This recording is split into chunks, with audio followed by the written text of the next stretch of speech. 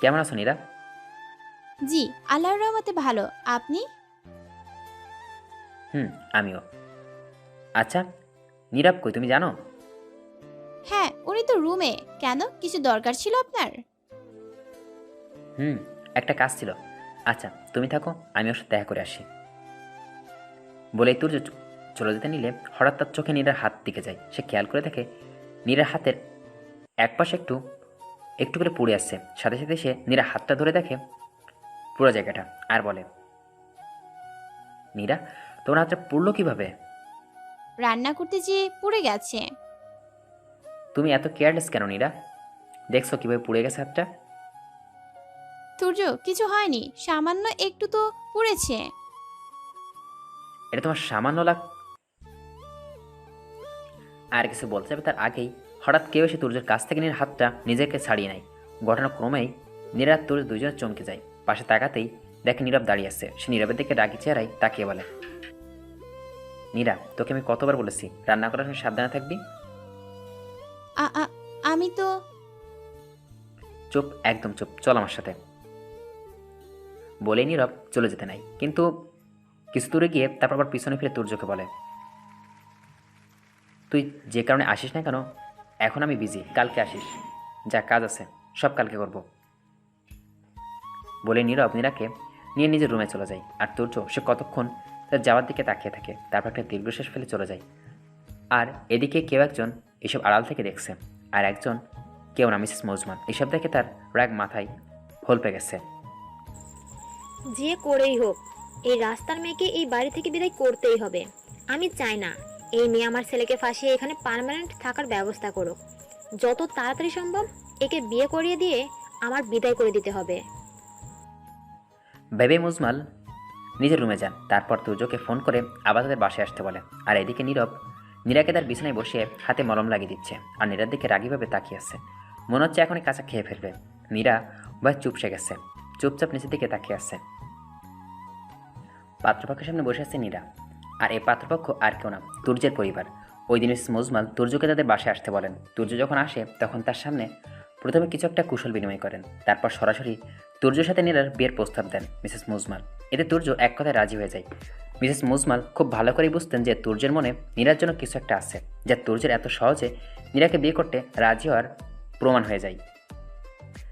Mrs মজমানের তো খুশির শেষ নেই। এখন তিনি নীরার সারা জীবনের জন্য বিদায় করে দিতে পারবেন, তাই তিনি আর দেরি না করতে চান না।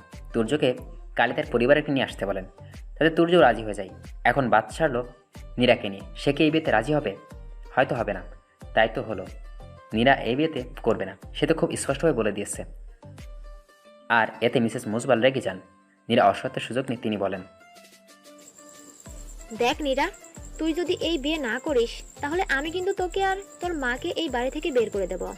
তারপর তোরা কোথায় যাবি ভেবে দেখেছিস কখনো? তার চেয়ে ভালো আমার কথা মতো এই বিয়ে করতে রাজি হয়ে যা, না হলে তোর জন্য তোর মাকে ভুগতে হবে। তারপর আর কি, নীরা ইচ্ছে থাকা সত্ত্বেও এই বিয়েতে রাজি হয়ে যায়। এই বিয়ের ব্যাপারে নীরা, তার মা মিসেস মুজমাল, তুর্যের মা, বাবা আর সে জানে। আর কেউ জানে না। নীরব আর মিস্টার মুজমাল জানে না। নীরাকে ইচ্ছা করে জানানো হয়নি। আর মিস্টার মুজমাল অফিসেতে আছেন, বিদেশি কাজের জন্য তার সাথে যোগাযোগ হয়নি। সকাল থেকে নীরাকে দেখা যাচ্ছে না। মিসেস মুজমাল চালাকি করে নীরবকে একটা কাজে পাঠিয়ে দিয়েছেন, তাতে নীরব রাতের আগে বাসায় ফিরতে পারবেন না। তাই মিসেস মুজমাল এখন নিশ্চিন্তে আছেন।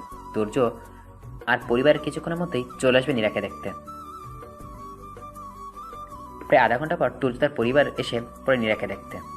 আর নীরব সব মেনে নেয়, কারণ সে জানে নীরব হয়তো তাকে কখনোই মেনে নেবে না। তাছাড়া মিসেস মুজমাল কথা মতো না চললে তাকে তো তার মাকে এই বাড়ি থেকে বের করে দিবেন তিনি।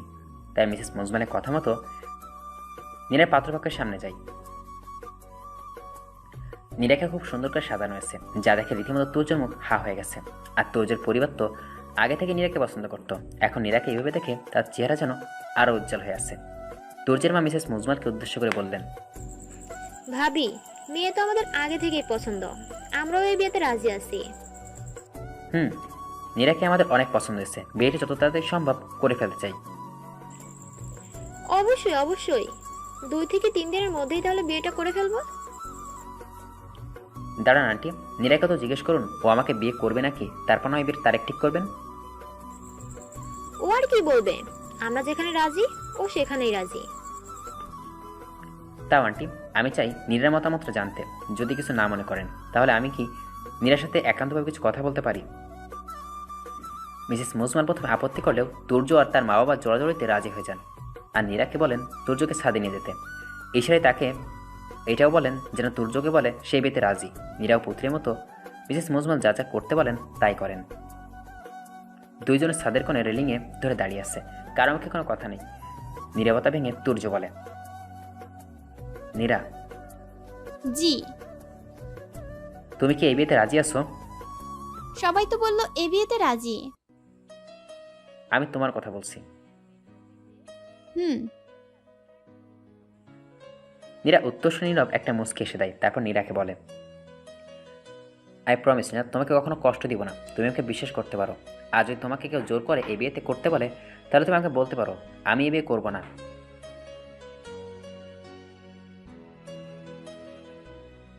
নীরা, তুমি আজকে এত চুপচাপ কেন? কিছু কি হয়েছে? না, এমনি মাকে ছেড়ে চলে যেতে হবে তো তাই।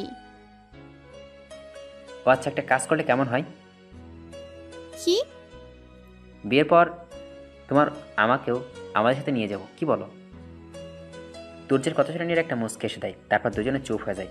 কিছুক্ষণ পর হঠাৎ তুর্য বলে ওঠে, আমাদের বিয়েটা হবে তো নীরা? হঠাৎ এই প্রশ্ন? বলো না। জীবন, বিয়ে, মৃত্যু সব আল্লাহর হাতে, তিনি চাইলেই হবে। জানি না, কিন্তু আমি তোমার কাছ থেকে জানতে চাই, সারা জীবন আমার সাথে থাকবে তো? হয়তো। হয়তো না, বলো হ্যাঁ। থাকবো। নীরার হাসি থেকে তুর্য হেসে দেয়। তারপর কিছুক্ষণ ছাদ থেকে নিচে নেমে চলে যায় আর সবাইকে জানায় যে তারা এই বিয়েতে রাজি আছেন। এতে সবাই খুশি হয়ে যান, সবচেয়ে বেশি মিসেস মুজমাল। তিনি সবাইকে মিষ্টিমুখ করেন। তারপর সবশেষে তুর্যরা চলে যায় নিজের বাসায় যাওয়ার উদ্দেশ্যে। তুর্যরা যেতে নিলে নীরা নিজের রুমে দৌড়ে চলে যায়। তারপর বিছানায় উঁচু হয়ে শুয়ে কান্না করতে থাকে। হঠাৎ নীরার তার বিছানায় কার একটা স্পর্শ পায়। এই স্পর্শ শুধু খুব চেনা, এ যেন তার মা। মা, আমাদের এত কষ্ট কেন? আল্লাহ এত কষ্ট কেন দিয়েছেন আমাদের? এভাবে কেন বলছিস মা? কিছু কি হয়েছে? জানি না, কেন জানি খুব খারাপ লাগছে। তুই যদি এই বিয়ে করতে না চাস তাহলে করিস না। না মা, আমি এই বিয়েতে রাজি আছি। তোর যা ইচ্ছা, এখন আয়, আমার কোলে শুয়ে থাক, ভালো লাগবে। কথাটা শোনা মাত্রই নীরা তার মাকে জাপটে কান্না করে শুরু করে দেয়। তা দেখে নীরার মা শুধু একটা দীর্ঘশ্বাস ফেলে। মেয়ের কষ্ট যে কীভাবে সহ্য হচ্ছে না। রাত প্রায় 1টা। নীরার মা বাসায় ঢুকছেন। রুমে ঢুকে সে প্রথমে ফ্রেশ হতে চলে যায়। ফ্রেশ হয়ে ওয়াশরুম থেকে বেরোতে দেখে নীরার টেবিলে খাবার বাড়ছে। নীরব সেদিকে কিছুক্ষণ তাকিয়ে দেখে নিজের কাজ করা শুরু করে।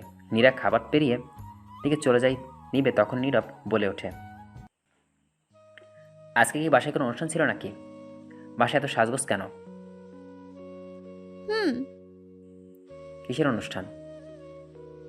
পাত্রপক্ষ আমাকে দেখতে এসেছিল।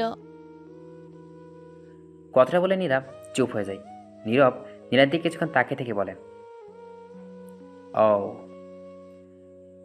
নীরার কোনো কথার প্রতি উত্তর নীরব এমন উত্তর দিবে তা নীরব ভাবেনি। নীরবেরও ও বলাটাও যেন কষ্ট আরও বাড়িয়ে দেয়। নীরা আর এক মুহূর্তও না দাঁড়িয়ে সেখান থেকে চলে যায়। বউ বেশে ছাদে দাঁড়িয়ে আছে নীরা। একটু পর তুর্য আর তার পরিবার আসবে কাজী সাহেবকে নিয়ে। খুব ঘরোয়াভাবে হচ্ছে তাদের বিয়ে, তাই তেমন কেউ জানে না এই বিয়ের ব্যাপারে। তুর্য তো এই বিয়ে নিয়ে অনেক খুশি। এই 3 দিন নীরাকে জ্বালিয়ে খেয়েছে ফোন করে। তার ধারণা ঘন্টার পর ঘন্টা ফোন করে ভালোবাসা মানুষকে খবর নিলে ভালোবাসা বাড়ে। তাই সে প্রতিদিন 50 উপরে কল করে নীরাকে, আর খোঁজখবর নাই তার। তুর্যর এইসব পাগলামি যেন নীরার অনেক কষ্ট হয়। বারবার খালি ভাবে, আচ্ছা আমি কি তুর্যের ভালোবাসা পাওয়ার মর্যাদা দিতে পারবো? আমি তো নীরাকে ভালোবাসি, কিন্তু এইসব ভেবে কী হবে? নীরব তো আর আমাকে ভালোবাসে না ভেবেই সবসময় একটা দীর্ঘশ্বাস ফেলে নীরা। কেন এমন করে নীরব তা নীরা জানে না, কিন্তু এই 3 দিনে নীরা নীরবকে দেখে অনেকটা অবাক হয়েছে। যেমন হোক, আগে তো নীরব নীরাকে ভালোবাসত, সেই হিসাবে তার বিয়ে হচ্ছে দেখে নীরবকে তো তার কিচ্ছু বলার দরকার ছিল। সে যেন সুখী থাকুক অথবা নীরা যেন এ বিয়ে না করুক, তেমন কিছু নীরব বলেনি। আগের থেকে চুপচাপ পড়ে আছে নীরব। আগের তো তাও রাত 1টা অথবা 2টা করে বাসায় ফিরত, আর এখন 4টা বা 5টায় বাসায় ফিরে। নীরার সাথে নীরবের এই 3 দিন মনে হয় একবার দেখা হয়েছে, তাও নীরব তাকে কিচ্ছু বলেনি। ওই দিনের ও বলাটাই ছিল নীরবের শেষ কথা। এইসব নীরাকে অনেক কষ্ট দেয়। নীরা ভেবেও পায় না নীরবের এমন করার কারণ। একবার যদি তার দোষটা সে জানতো তাহলে হয়তো সে দোষটা শুধরানোর চেষ্টা করতো, কিন্তু নীরব তো তার দোষটা বলছে না। দেখতে দেখতে তুর্যার তার পরিবারের সে কাজী সাহেব নিয়ে আসে।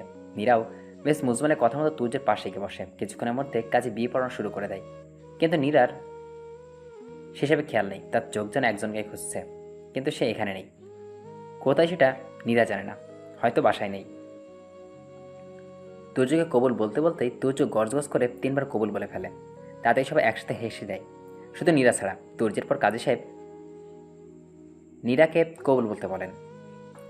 নীরা কী করবে বুঝতে পারছে না। এখন যদি সে কবুল বলে ফেলে তাহলে সে চিরদিনের জন্য তুর্যের হয়ে যাবে, কিন্তু সে তো এটা চায় না। সে চায় যেন নীরা সারা জীবন সঙ্গীও, কিন্তু নিয়তি হয়তো এটা চায় না। এদিকে নীরা কিছু বলছে না দেখে কাজী সাহেব বারবার তাকে কবুল বলতে বলছে। সবার দৃষ্টি এখন নীরার দিকে। নীরা মুজবেলের দিকে তাকাতেই দেখে তিনি রাগে চেহারা করে তাকিয়ে আসছেন, আর তার চোখ দুটো যেন নীরাকে বলছে, তুই যদি এখন কবিল না বলিস তাহলে তোর মাকে আর তোকে আমি রাস্তায় ফকির করে ছাড়বো। এটা দেখে নীরা একটা দীর্ঘশ্বাস ফেলে বলে। তারপর কবুল বলতে যাবে তার আগে কেউ একজন নীরাকে হ্যাকসার টান দিয়ে নিজের কাছে নিয়ে যায়। ঘটনাক্রমে সবাই অবাক হয়ে তাকিয়ে আছে মানুষটার দিকে। নীরা যেন ভয়ে কাঠ হয়ে গেছে, কারণ সবার সামনে নীরব দাঁড়িয়ে আছে, চোখ মুখে হিংস্রতার ছাপ। একটারই যেন ভয় পাচ্ছিল মিসেস মুজমান। আর এদিকে তুর্য অবাক হয়ে তাকিয়ে আছে নীরা আর নীরবের দিকে। বাস থেকে উঠে নীরবের দিকে একটু যেয়ে বলে, নীরব, তুই এটা কি করছিস? স্যার নীরাকে। তুই কি নীরাকে ভালোবাসিস? অবশ্যই। ওর খুশির জন্য সব করতে পারবি? হ্যাঁ, কিন্তু এগুলো কেন জিজ্ঞেস করছিস?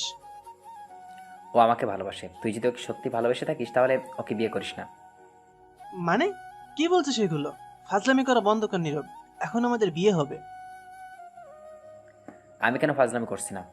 ও আমাকে ভালোবাসে আর আমাকে বিয়ে করবে, চাইলে জিজ্ঞেস করে দেখ। তুর্যের সাথে বিয়ে হওয়ার কথা ছিল, এখন আমার সাথে হবে। মানে? সরি আঙ্কেল, এ বিয়ে হচ্ছে না। যদি হয় তাহলে আমার আর নীরার হবে। নীরব, তুই এখন বেশি বেশি করছিস। আমি কেন বেশি বেশি করছি না? নীরা আমাকে ভালোবাসে তাই বলছি। আর তাকে তো বললাম নীরাকে জিজ্ঞেস করে দেখতে, তারপর না হয়। নীরা, তুমি কি নীরবকে ভালোবাসো? এতক্ষণ এর চুপচাপ কথা শুনছিল। তুর্য কথা কি জবাব দিবে বুঝতে পারছে না। সে তো চায় যে নীরবের সাথে তাকে বিয়ে হোক, কিন্তু তাহলে যে তুর্য ঠকানো হবে। ভেবে পাচ্ছে না কী করবে। নীরব এমন বিহেভ কেন করছে তাও বুঝতে পারছে না। নীরার মস্তিষ্ক বলছে যেন সে বলে সে যে নীরবকে ভালোবাসে, কিন্তু মন বলছে তার উল্টোটা। অবশ্যই নীরা তার মনের কথা শুনে তারপর একটা দীর্ঘশ্বাস ফেলে বলে, হ্যাঁ, আমি নীরবকে ভালো। তাহলে তুমি আমাকে কেন বলেছিলে তুমি এ বিয়েতে রাজি? তুমি অনেক খারাপ নীরা, এভাবে আমাকে না ঠকাতেও তো পারতে। একবার শুধু বলতে তুমি এ বিয়েতে রাজি না, আমি খুশি খুশি এ বিয়ে করতাম না। কিন্তু এভাবে আমার মন দিয়ে খেলা না করলেও তো হতো। Shame on you Nira, shame on you.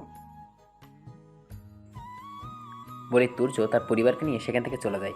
খুব কষ্ট হচ্ছে তার, চোখ দিয়ে অনবরত পানি পড়ছে। নীরব তো অনেক খুশি, সে যা চাইছিল তাই পেয়েছে। কেমন যেন একটা রহস্যময় হাসি আসছে সে। আর মিসেস মুজমান তিনি তো আগে গজগজ করছেন। তিনি কিছু বলতে যাবেন তার আগে নীরব বলে ওঠে, এখন যদি কেউ আমারে আর নীরার বিয়ের উপলক্ষে যায় তাহলে আমি নীরাকে নিয়ে এখান থেকে যেতে বাধ্য হব। তখন কখন আসবে কেউ জানে না। So be quiet. আর কাজী সাহেব বিয়ে পড়ানো শুরু করেন। বলি নীরা হাতটা শক্ত করে চেপে ধরে সোফায় বসে। আর কাজী সাহেব যা যা বলতে বলছেন সব করছে। নীরার দিকে কেউ তাকাচ্ছে না। নীরা কি চাই আর কি চায় না সেদিকে কারো কোনো খেয়ালই নেই। যে যার ইচ্ছা মতো সব করছেন। নীরা যেন হাতের পুতুল হয়ে গেছেন। দূর থেকে এইসব নীরা মা দেখছেন। এইসব দেখে তার চোখের পানি ফেলা ছাড়া আর কিচ্ছু করার নেই। নিজের মেয়েকে এভাবে হেনস্থ হতে দেখেও তিনি কিচ্ছু করতে পারছেন না। এদিকে মিসেস মজমালের রাগের শেষ নেই। তিনি কি এসেছিলেন আর কি হচ্ছে, আর এক মুহূর্তে তিনি এগুলো সহ্য করতে পারছেন না।